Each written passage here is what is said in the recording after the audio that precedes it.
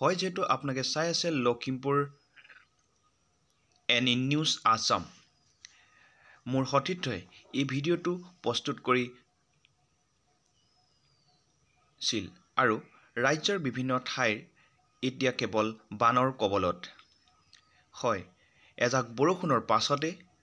হৈ পৰে ৰাজপথত পানী পানী পানী কেৱল পানী এই সমগ্ৰ পৰিৱেশটো আপোনালোকক যেটো দেখুৱাবলৈ চেষ্টা কৰিছো Lakhimpur Assam report any news আসামৰ সহযোগত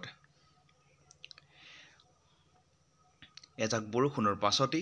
ৰাজপথত কেৱল পানী পানী পানী যাতায়াতৰ বাবে সুচল হৈ পৰিছে এই বিভিন্ন প্ৰান্তৰ ৰাজপথসমূহ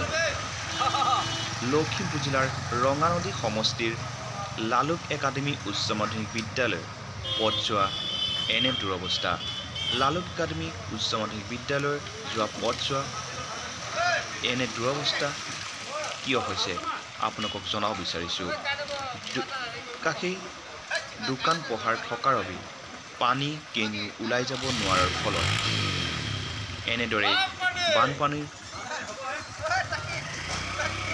সৃষ্টি হৈছে কাৰণ এজাক বৰষুণৰ পাছতে হৈ পৰে বানৰ বিভীষিকা কেৱল চাৰিওফালে এতিয়া বানৰ বিভীষিকা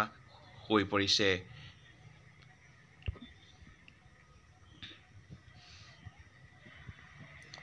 যোৱাকালি হোৱা এজাক বৰষুণৰ ফলত সৃষ্টি হয় বানৰ বিভীষিকা লখিমপুৰ জিলাৰ ৰঙানদী সমষ্টিৰ এতিয়া বানৰ কবলত লখিমপুৰ জিলাৰ ৰঙানদীকে ধৰি বিভিন্ন নদ নদী এতিয়া সৃষ্টি কৰিছে কৃত্ৰিম বানৰ